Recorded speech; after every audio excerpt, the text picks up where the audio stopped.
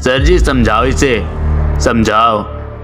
ऐसे मिठाइयाँ बाजार में बहुत बिकते हैं, लेकिन इसे खाने के लिए जो दिमाग चाहिए ना, वो दुनिया के किसी बाजार में नहीं बिकता।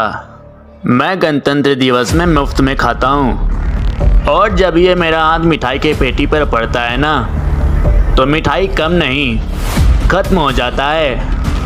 इस सब का जवाब मैं तुम्हें कल मिठाई बांटने वक्त स्कूल में देता हूँ।